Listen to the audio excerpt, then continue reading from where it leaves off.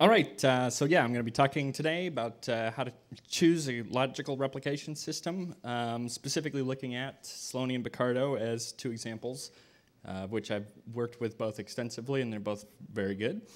But they have different things that kind of underlie them, different assumptions, and they're better in different cases. So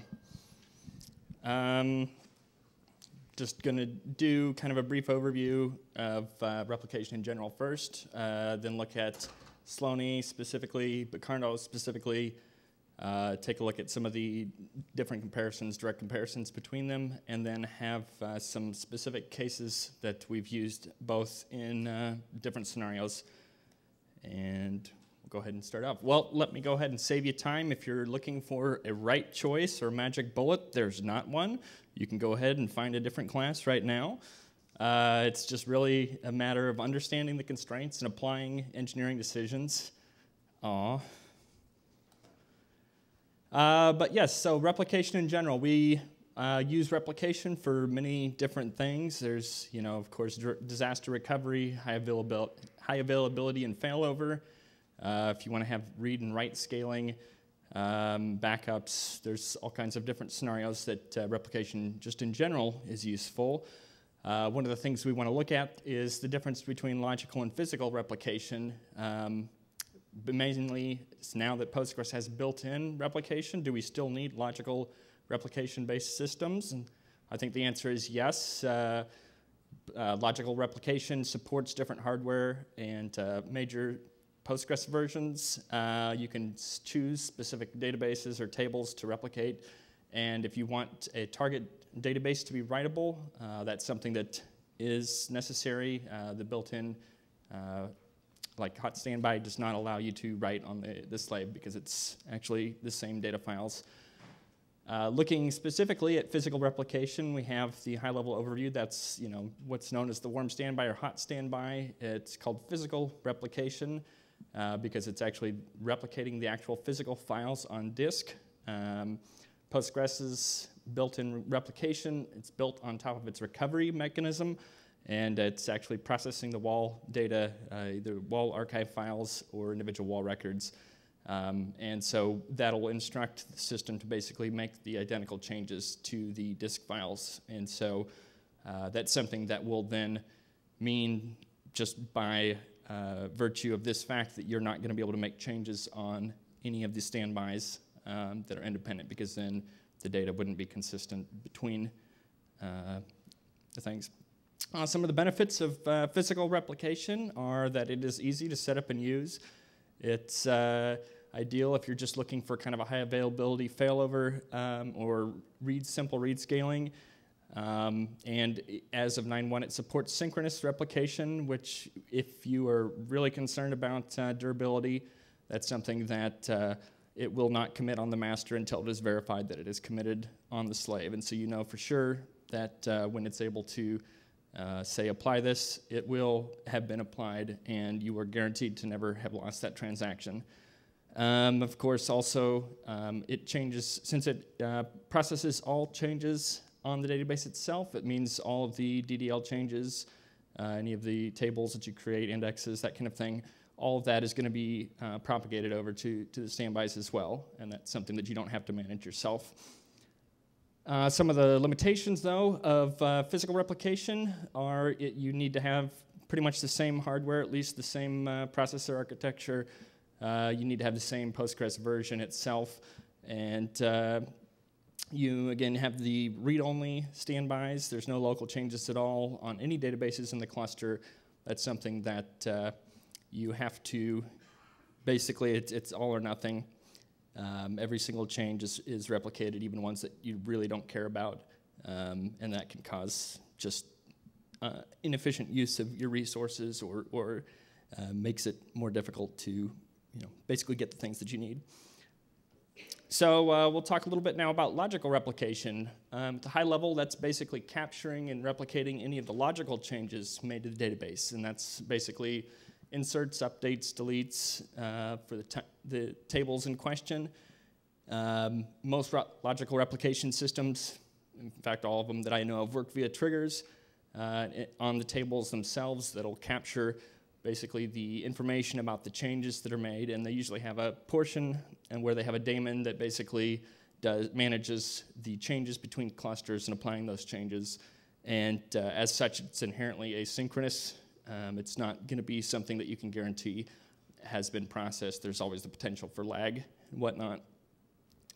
Some of the benefits of logical replication are that you can run on different architectures, cross versions. You can replicate a subset of database changes, like if you only care about specific tables, or you have temporary tables that you don't need replicated. Those are things that you can basically target specifics of what you want, and the database clusters or the individual database nodes are themselves full databases. You can create other databases. You can, make tables, do whatever else you need to do on. Basically, it's only affecting the table itself. Some of the limitations, though, of logical replication are the need to specify the exact replication. You have to, itemize all tables that are involved. New tables are not automatically added. It requires planning. A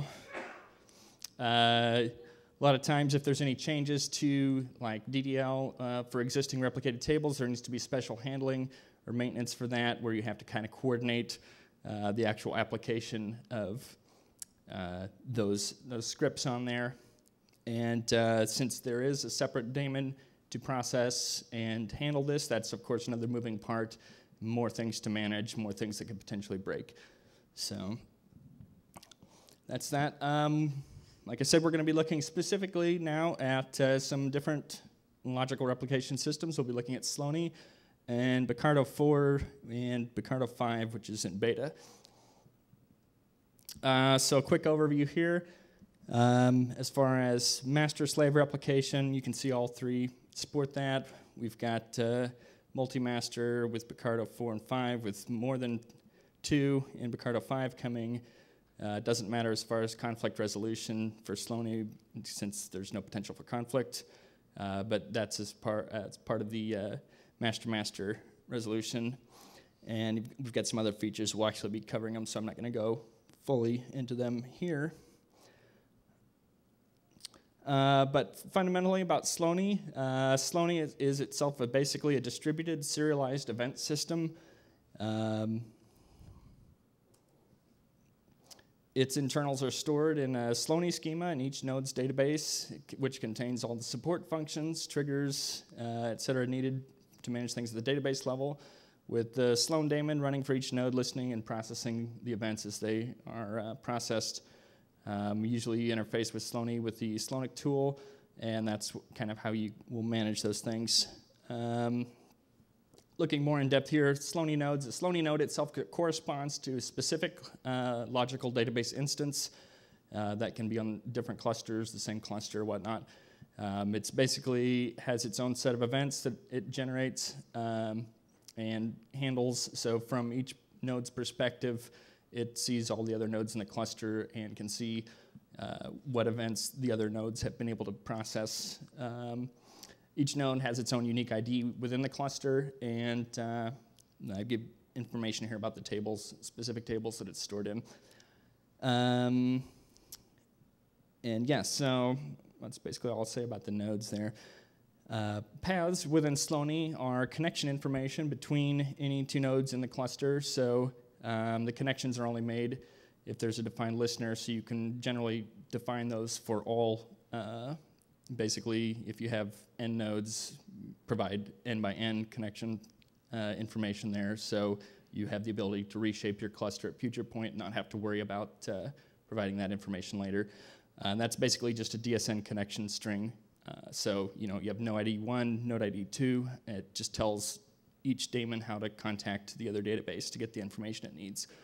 That's stored in the SL path table, and the create path is the Slonic command there.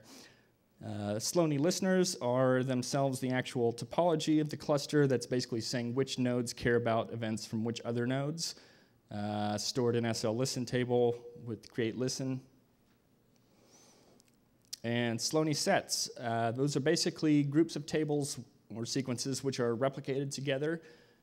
Each table, or each set itself, has an origin node, which is kind of the master, so to speak, for that set, and that's the only one on which you can make changes. You can have, within a Slony cluster itself, you can have multiple sets. The sets themselves do not need to have the same master, so you could have, one set of tables on one database that is, a specific master on one and one on the other, and that's fine. It doesn't care. It's able to manage that and propagate those events. Replicated tables are in the SL table. Replication sets are defined in the SL set table. Each table can only be within one replication set. You'll generally want to group any related tables together in a single replication set. For instance, if you have foreign keys or formal relationships, or if you have user triggers that do audit tables or something where you need to transfer data that should also be carried with it, you want those all to be in the same replication set. The subscription itself is basically how data itself is managed. The Slony subscription is basically a mapping of sets to nodes, and it kind of will define how the tables are able to pull, or basically how the nodes get their data. If a node's subscribed to a set, it'll receive data changes related to that set, and you have to be a listener in order to be a subscriber. So that's useful when you're defining the topology. One nice feature about Slony, which I really appreciate, is the cascaded subscription ability, which basically you can define a more complex topology for your cluster, so you don't have to have a single master replicating to a number of different slaves directly. You can have it replicate to a particular slave, and that slave itself is able to replicate to other slaves within the cluster. It makes for very nice features, and I have an example that I'll go over later that covers this. One thing with the cascaded subscription is if you're going to be subscribed to something that potentially is providing to others, you need to just use the forward option for the data, which passes on all of the specific log data for any of the rows that are changed for that. A little bit of information here about the Slony triggers. When a table is added to the replication set, Slony installs the log or deny triggers to the table. What this is, these are the triggers that will track what changes are made and what is ultimately stored in like the SL log 1, SL log 2 tables. When the node is actually subscribed to a set for the first time, it actually has to copy the data over, so it'll truncate the table on the receiver side and copy that over. And Slony does this in order to ensure basically that it's the only one that ever touches the data, so it's able to guarantee that it has the complete data that's been unmodified, and is basically it is very careful about making sure that it's the only one that has any access to the data. So a little more about the triggers here. Slony basically takes over the ownership of any of the track tables. On an origin node, it'll add the log triggers, which will fire after any DML change. That stores the information about the row affected, the primary key, the actual tuple data, the current snapshot, and this is all used to replay the actual changes. The subscriber node itself, they have deny access triggers, which basically means that without being the Slony daemon and turning those off, you're not able to modify the data, which sometimes seems annoying, but actually makes a lot of sense. Prevents any change to any of the table data, accidental or otherwise, and basically ensures that Slony is the only one that's able to change those data. As far as the actual changes, the Slony daemon basically listens for a sync event and gathers event data from the provider node, since the last applied sync event is able to kind of take any of the log changes and figure out what it needs to do to get that table to the same state, and provides an event confirmation on the other node. So basically that remote node will know what's going on and where the state of that node is. It's inherently serial process, and so basically sometimes you can run into issues where a specific event is having trouble processing, particularly if you've gone around the Slony system and try to do things yourself. Don't recommend it. So that's pretty much Slony there. In depth here, we have a little bit of time to look at Bucardo itself. We'll start out. It's a standalone replication system. I don't know how many of you are familiar with it, worked with it, but one of the new features with Bucardo 5 is the ability to transcend just Postgres. It can use other database systems as targets. It's trigger-based, asynchronous. Current versions, you can have a master with any number of slaves, dual master, and in the future, we support any number of masters, which will be nice. A little history about Bucardo itself. It started at backcountry.com, written by Endpoint here, back in the Postgres 7.2 days. A little more history here. I don't think that's really that important. But yes, we have new features that are being developed with Bucardo 5. It's in beta. Some of the strengths here, Bucardo has low requirements. Postgres 8.3, Perl, a few Perl modules. Requires no changes to Postgres for its configuration, so kind of just slip in. There's a single daemon that it runs. You can basically have it anywhere that it can connect to all the databases in question. It's fast and it tolerates bad networks, has easy monitoring setup, etc. One difference here between Slony and Bucardo, which can be a strength, is that the slaves are not locked, which means that you are actually able to change data on the other end, which, depending on your needs, may be useful. It's configurable. It allows you to have custom code, conflict resolution. There's different target types, and of course, it supports Multimaster, which is nice. And let's see. This feels like a repeat. Anyway. But no, it's tolerant of network failures. If something breaks, it'll just log it and try again. So it makes it real handy if there are flaky issues. It's something that's not too terribly fragile. You can basically work off of like a PG dump instead of having to do a full subscribe. So sometimes that can come in handy if you need a copy of the database. You just want to start tracking changes. It makes it easy to work with that. It does not have like an automatic DDL handling like anything because Postgres itself currently does not have triggers for system tables to detect those changes. But it'll handle many table modifications without reconfiguration. So if you add a data field to a table that needs to be replicated and just restart the sync, it'll be able to pick that up and not need to reconfigure anything. Some limitations about Bucardo is, of course, it doesn't handle the DDL automatically. There's no formal failover within Bucardo. It kind of considers that outside of its reach. So if you have a multi-master system and one of the masters goes down, it's basically up to you to determine, we just need to write to the other master. There's no delta replication, which is basically the trigger capturing without primary keys. It does support full copy for tables that do not have primary keys, but at this day and age, everything should have a primary key anyway. Also a limitation, also a strength. Targets are not locked, so they're still writable. It depends on your perspective here. But as far as guaranteeing, that all nodes are going to be identical, that's something that Bucardo does not enforce. The daemon itself does not run on Windows, but databases themselves can. And one thing that it is annoying about it for sure is the bloat that gets involved with all the triggers. Right now you need external cron jobs to help vacuum and clean up the delta tables. In Bucardo 5 it's actually incorporated in there, which it should have been a long time ago. A little more here about Bucardo 5. The code's been overhauled. Everything's faster. There's no distinction between whether it's a master-master or master-slave. Uses asynchronous calls. There's as many masters as you want with different targets to other databases.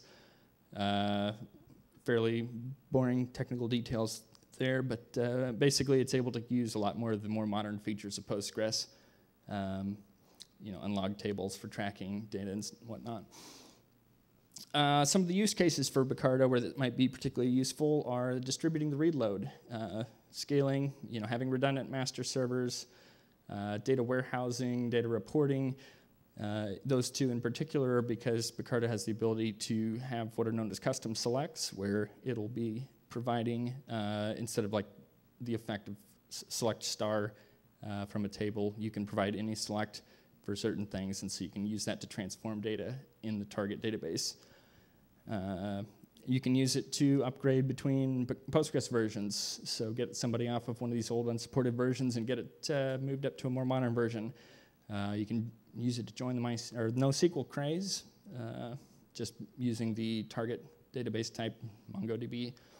And if you do have something that needs a big application that's kind of in the process of getting migrated, for example, with Oracle or something, you can continue to have that old applications database updated while still upgrading and moving things over.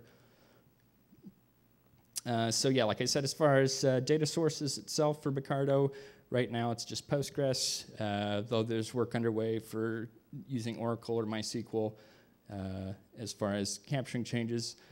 A lot of this is, of course, volunteer, open source sort of work, so it's something that we don't know what else is out there that people need and whether that supports those functionalities.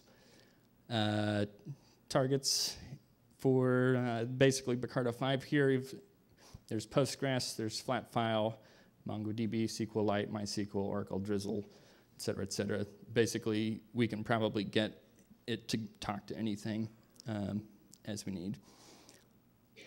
So a little bit here more about Bucardo. The terminology itself, unfortunately, we're stuck with the goat metaphor. Don't know where that started, and it's too late to turn back. But we have basically any replicatable object we call a goat.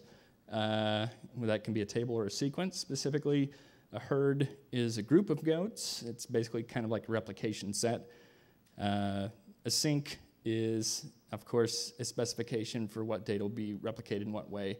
That will be, we want to copy from this database here to this group of databases here at this interval. It's basically able to provide kind of a specification for that. DB, just the database. And delta triggers are the triggers that are captured, basically capture any of the changes that are made to tables, so it's very similar to Slony's log triggers. Some requirements here, pretty much already covered those, I believe. It's fairly basic there. The Bucardo architecture itself, daemon-wise, you have basically a single master control process that forks off different controller processes, which themselves are basically responsible for the individual syncs. Each controller process kind of monitors what are known as the KID processes, another nod to the goat metaphor. The KIDs themselves will do the actual synchronization and whatnot. It's kind of a three-tiered design here. Bucardo control itself is the main user interface to the Bucardo system that performs all control-related actions, all modifications to sync modifications, new tables, anything like that, and communicates with the running Bucardo daemon as needed. All of the meta information, so to speak, about the database is stored in a special Bucardo database itself, which Bucardo control will connect to as it needs to. It keeps track basically of the full configuration for the cluster, all of the syncs, what tables are replicated, et cetera, et cetera. That's created for you when you run the install first. Let's see, this is going slower than I thought, sorry. We basically already covered what the goats were. Different sync types that Bucardo offers. Bucardo 4, you have the swap sync, which basically is the master-master. Each table has its own set of delta triggers, and then it's able to resolve those. Push delta is when one side of the table has a single set of delta triggers, captures it, and then it's able to push to unmodified tables on the other end. And then the full copy sync basically just zaps a table and copies everything over.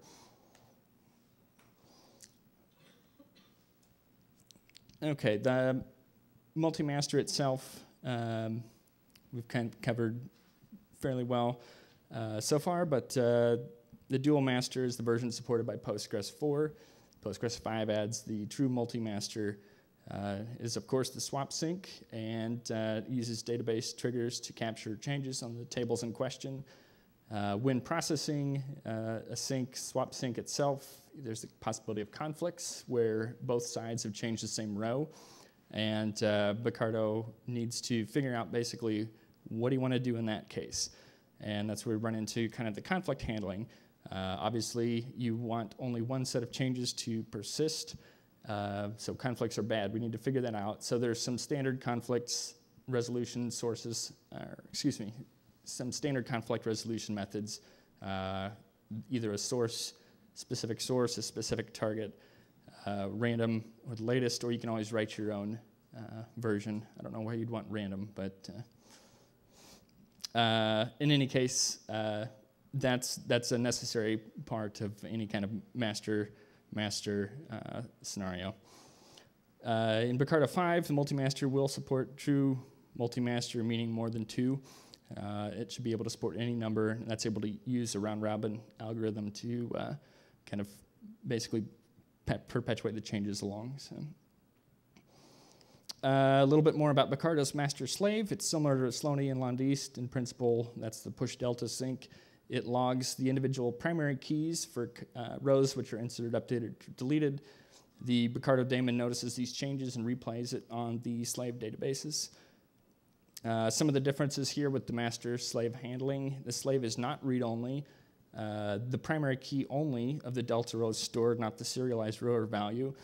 And when changes are propagated over to the slave, use the current value for the referenced row, not the value at the time the event was logged. So essentially what that means is that you're batching up all of the changes between sync runs for a specific row. If you have multiple changes to the same row, it's only going to have one indication that the row itself has changed, compared to with Slony, multiple changes will result in multiple log rows, which is just a difference in design.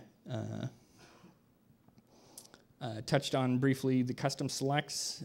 Basically, this is something that lets you change for a specific sync how data is going to be populated on the target. You can use this for data aggregation, normalization, transformation. For example, if you want to replicate only part of a table, specific columns, you can change the select to just do particular fields there. You can create summary reports and do that in the target, normalize, denormalize data. It's very powerful, very flexible feature. It's kind of Swiss Army knife, since you can make any select the actual target. I'm going to go now here to some side-by-side comparisons of Slony and Bucardo, kind of showing the equivalencies and looking at things. For constructing the actual cluster itself, you usually will init that with Slony with the Slonic script init cluster. We've touched on defining the individual nodes, but they have their ID. You create the nodes, you create the paths, you create the topology with the listen, and it will go ahead and initialize the database for you with the specific cluster schema with all of the information. Similar with Bucardo, you basically set it up via the install. You add the databases. You can have what are known as DB groups, which are, if you want to have, if you have 50 read-only servers, you can put them all as one database group and then set up a sync between the database groups. So similar as far as just defining basic topology there. For the replication itself, you define the set. Of course, Slony, we covered this somewhat. You create the set, you add the tables or the sequences to it.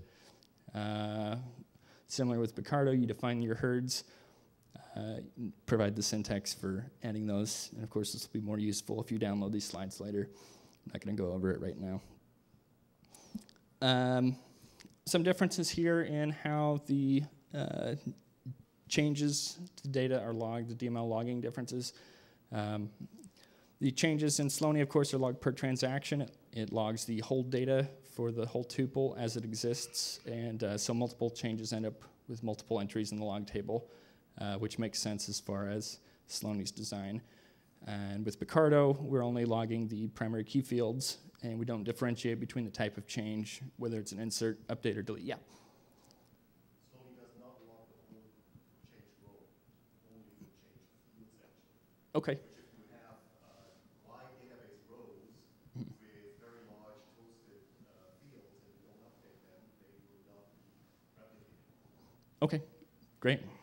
I'll update the slides. Thank you. Row values itself at the type of the event are irrelevant. So basically, Bucardo just notes, hey, this row is different than it was before. And then when it syncs, it deletes the row with the primary key on the target and inserts the current value of the row if it still exists. So it actually doesn't need to distinguish between any event type there. Multiple changes don't matter, and they're not logged, so final state only. Basically, this only really matters if you look at, let's say there's a long period of disconnection where there's a huge number of changes on the database that haven't yet been replicated. With Slony, you'll have kind of a huge event log backup, which will take a little while to replay. With Bucardo, it'll only matter for one per row that's changed. If you make a whole bunch of database changes, it'll pull the final value across, basically, as it replicates.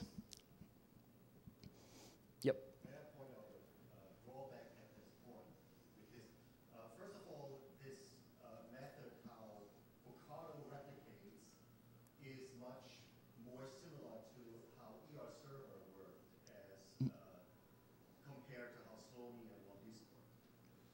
And the drawback here is, with all these replication systems, you can have replica side triggers that fire and do things like auditing and logging of individual changes. With Bucardo, you only get the snapshot at some point in time, not the individual changes. So that auditing cannot happen anymore on the replica. You must do that kind of auditing on the master. That makes sense. Okay. Yeah. So that's effectively, that's one of the reasons why Slony stores it per transaction. Okay.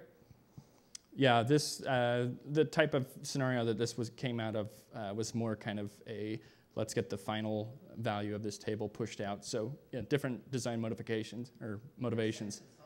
But yeah, no, it definitely makes sense. That's good to know. Thank you. We look here at how you modify replicated tables, specifically DDL changes. With Slony, you can create a SQL script to make the DDL change in question and use their execute script functionality to apply it to the cluster. And that's done in such a way that it will ensure that any changes that are made or to the data, like let's say you make a change to a table that is replicated, you add a new column, it will ensure that if you then insert data into the new structure, because it has to process that event before it processes the new sync events, it'll make sure it has the correct table structure. So that's one of the nice things about the serialization and event design that Slony has there.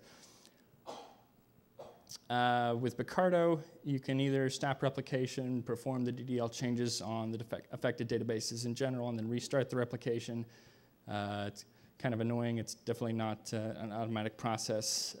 You can also, if it's just a simple column addition or removal, you can apply the change first to the slaves and then the master, since it just does the select star by default to get the data. Once you make the change on the master itself, it'll start trying to push that column over to the slaves. And so you want to make sure the slaves have that column before the master does. Otherwise, it'll just be broken until you get it fixed. But yeah, in general, it's easier to just go ahead and start and restart.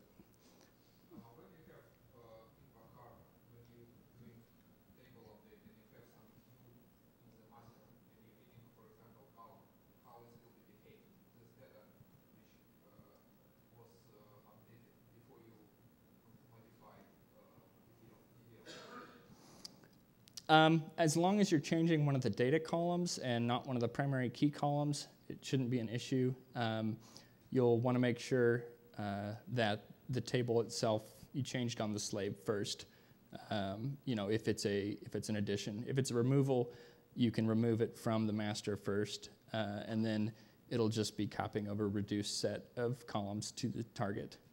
So if it's in master, you have extra column and you remove the column, whatever records in the queue, it will be, that column will not replicate it? Since it just stores the primary keys for the affected rows for changes, it'll once the table structure changes, it will just, as it's processing those, it'll copy the new set of columns from the master, if that makes sense. I'm not sure. Do you feel like that answers your question?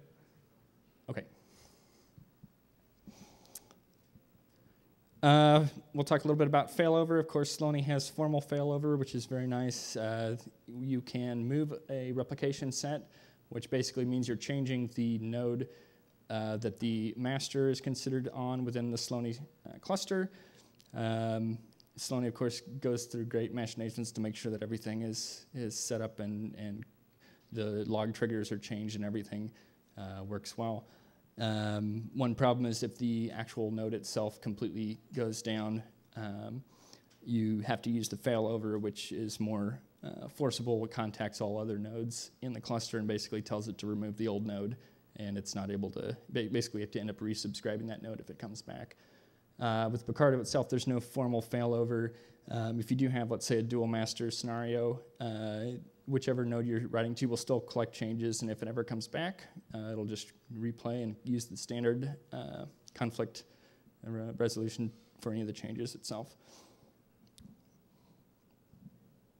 Monitoring-wise, Slony has the SL status view, which shows the status of all other nodes relative to that specific node. Displays number of events it's logged or lagged by. If there's any lag time, that can be very useful to get something into Nagios checking on how your cluster's doing.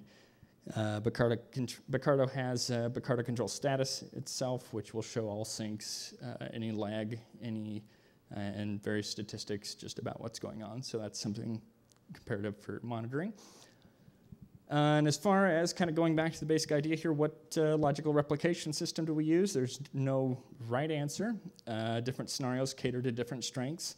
And I'm going to cover some real-life examples, assuming I don't want to run too late. I guess I'm doing good. For this case here, oh yeah, go ahead. Can I just request that you show one custom conflict resolution example of Bucardo before we quit? Yeah, I don't think I actually have a slide here for it. So, okay. We have here an example, custom Bucardo migration that we did here, where a client had a Slony Postgres 8.2 with 4 nodes, and they wanted to migrate to a 9.0 hot standby streaming replication cluster, and they wanted this migration done without app downtime, annoying clients. This actually ended up, since we used Bucardo, this simultaneously had 3 forms of replication working, and it worked like a champ. It's kind of fun. So basically, a little more information here. They were running Postgres 8.2 with Slony on 4 nodes in 1 data center. Using Bucardo, we ended up being able to keep downtime in minutes. It didn't matter what the size of the actual database itself. What we ended up doing, first of all, you end up create your new cluster, set that up. I think there were 4 nodes in that particular setup. Set up that as just a basic install with the streaming replication, hot standby setup for all nodes. Create a new cluster on an alternate port for the Bucardo database because we didn't want to actually replicate that to the other nodes. And since the hot standby streaming replication migrates the entire cluster, we just decided it would be easier to run that on an alternate port. So we set the remote access up. This is probably a little more detailed than I needed to be. Basically set up a local install of Bucardo using the alternate port. Created the structures, basically the schema on the hot standby cluster using PG dump all and schema only. We went ahead and we added connection information for the alternate location, and basically added a sync that copied everything over and started collecting the deltas for the table itself as it was going. Yeah, ended up pushing everything over. So basically, you end up using Bucardo to kind of catch up the replication as the data itself, as changes are made to the live system that they had, they were pushed over. We got to the point where we finally were testing, and we just basically had to switch over the application to point at the new cluster and let Bucardo finish propagating any of the changes from the old system. And once we verified that was all working, we removed Bucardo from the old cluster. One of the ways this was nice was because we didn't actually have to change anything on the new cluster. There was nothing related to Bucardo on the new cluster. It was just a target database, which it was able to write to and update. So worked out well for us. Case study 2 here. We had a data center migration that was a decent sized database, had a Slony cluster, and we had a very high cost link, very slow VPN. Effectively, we didn't want to have to create a whole bunch of new clusters or new Slony nodes on the alternate side. So we were able to basically set up a cascaded cluster. So a single replication stream was going over the VPN, and we just had to essentially replicate that once. Yeah, effectively, we just chose one of the nodes in the new data center. I think there were 4 as well, to be kind of the local master, so to speak. It was the provider. It received all the events and the initial subscription of the data set, which it took something like 12 hours to copy the data over. We actually ran into some TCP timeout issues that were silent because the hardware itself was causing issues. Not fun. We were able to set that up, and then the slow subscribe was limited to 1. The other nodes in the cluster were fast, relatively speaking. They were on much faster connection, so the initial subscribe for those took a lot less time. And there was only a single stream of events that was going over the VPN itself for the live cluster. Once we verified that everything was working, we were able to do a move set to change the origin, which doesn't generate any more traffic than normal events. And we were able to verify that. And then once testing was going on, we were able to just drop the old nodes from the cluster, and everything worked great. So a little more information here just about Slony. It's their website, mailing list. It's actually not a valid email address. Slony1general@slony.info. IRC channel and whatnot. Again, you can probably find that online real easily. There are, of course, some other logical replication systems that we didn't look at, like Londist or Tungsten, Ruby Rep, a bunch of others. That's basically it. Do we have any other questions? Yeah, so it seems like with multi-master replication, the scary thing is always the possibility that your masters will disagree, that they'll end up in different states. Mm-hmm. So I was wondering if you could explain how Bucardo specifically avoids that. Basically, when you're queuing up the changes, you have to pull. Effectively, you don't know that there's a conflict until Bucardo is able to check in and say, okay, let's get the changes and try to resolve those. So it boils down to the to the conflict handling. So first it has to detect that there are conflicts, and then depending on the configuration, it's able to maintain those. So let's say there's the latest example. So if there's a timestamp kind of associated with the change itself, it's able to say we're just going to take the latest version of this row for which there's a conflict, and then it'll be able to resolve that, make the change on the non-winning master to be able to kind of get things resolved that way. Also goes back to, you were asking about an example of kind of the custom code conflict there. Basically, you'll be provided information about the row itself, and so you have kind of I don't know if it has to be in Perl, but I know that we can do it in Perl as far as being able to determine programmatically what the final value of the row should be, and that's what the change and ultimately ends up being. So let's say you're in the worst possible scenario, that you have a conflict, and then one or both of the servers go down before you can run the code to resolve the conflict. When you come back up, will it automatically notice that and run the conflict resolution code? Yeah, if one of the servers goes down during replication or during the sync, you'll actually have to restart that since it will not have noted that it was able to successfully handle things. So it's not going to lose the change, of course, unless you lose the database at all. So Bucardo 5 is still, each server is still checking with every other server. It uses kind of a round robin approach. So basically, server 1 will compare server 2 with 3, 3 with 1, or however many nodes you have in there.